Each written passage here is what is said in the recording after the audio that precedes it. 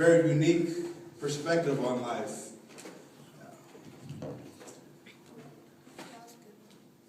So I want to do some questions and answers with Mike. So I kind of told him beforehand some questions I was going to ask him to get him ready, because this is the first time you're doing something like this, isn't Yeah, it? it's my first time, so. Are you nervous? A little nervous, yes. Be gentle on him. We'll open up the questions from you guys in a little bit. But Mike, tell me about yourself. Well, first of all, my name is Mike. 38 years old. See a lot of you kids in here. I've been in the same situation you guys have quite a few times since the age of 10. It's no place to be, is it, guys?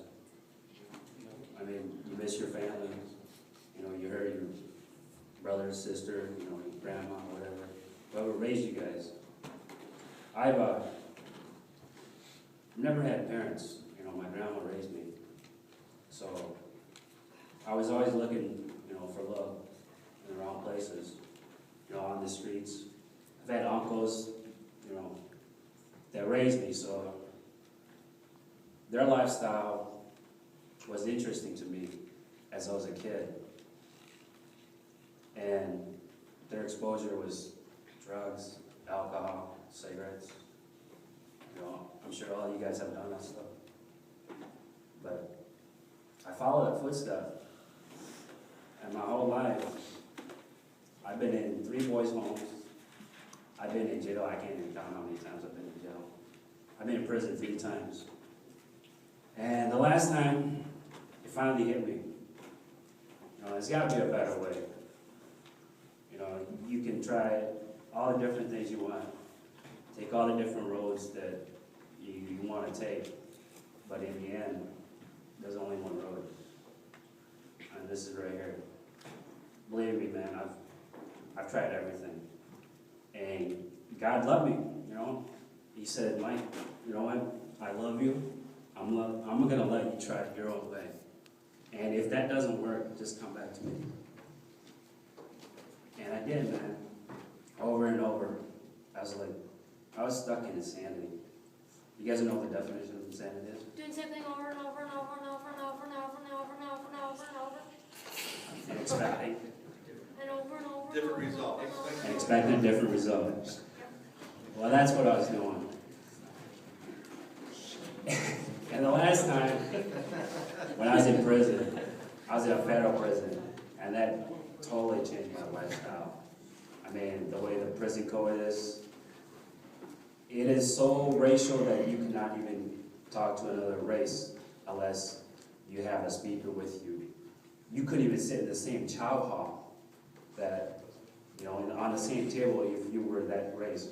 You had to sit with your own race. You couldn't just go off on anybody. It was just chain of command, you know. But it was a criminal code. And I sat there and looked one day and thought to myself, like, man, this is not me. I can't do this no more. You know, I don't have it in me. And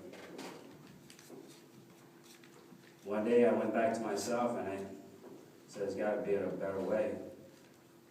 And I started praying, you know, and then it just started talking to me, you know, that this is not for you, Mike, you know, come back to me. You know, when I was a little kid, I was exposed to 2 different kinds of religion. One was Buddhism, and one was Christianity. You know, my aunts and uncles, they were in Buddhism, and I didn't know what the difference was. You know, every Sunday or, you know, Sunday school, whatever, I was dropped off at church. Never really paid no attention to it. But, you know, now as I grew up, it meant something to me because it's like I knew him before, but I didn't want to listen to him. But as I strayed away from him, you know, after so many times, he kept pulling me back. And, you know, this is where I am right now, you guys. And I can understand and relate to all you guys that are in here right now. So, if you guys got any questions, just go ahead and ask me. I have a question for you, Mike. I have a question. How did God work through you while you were in prison? we talked about that scripture today, about the transformation and renewal of mind. What did that look like for you?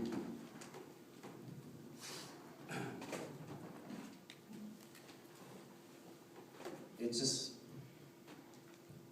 I know in my heart there had to be a better way, you know. And as I sat there and prayed about my families, my wife, my kids, you know, and God started talking, and He's telling me, you know, He was telling me, wake up, you know, look at all the people that you're hurting.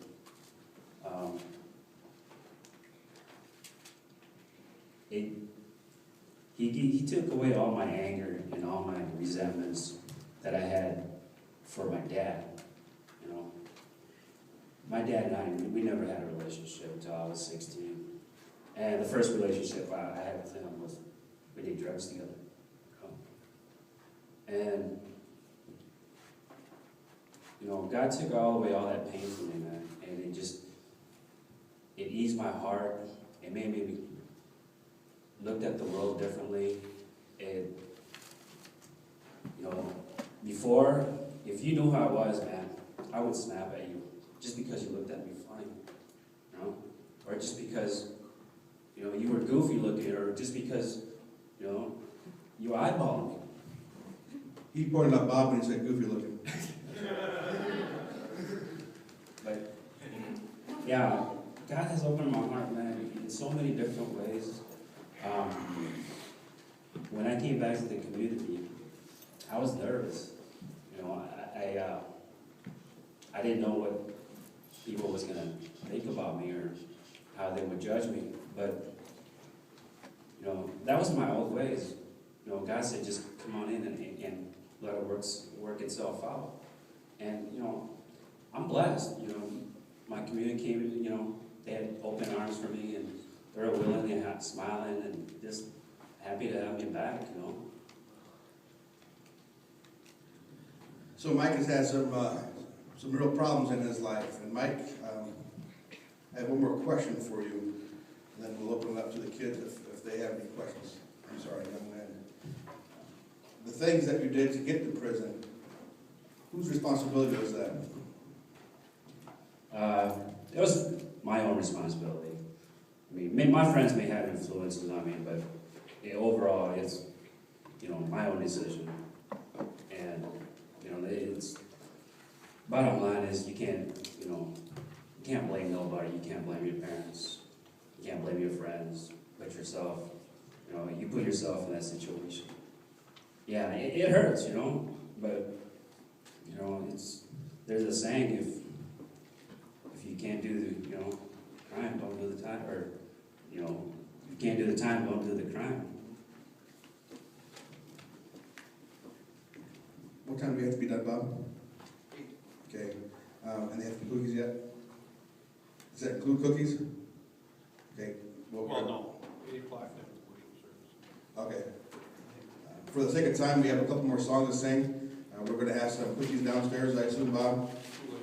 And then I encourage, if you have any questions for Mike, to come and speak with him. Pound away.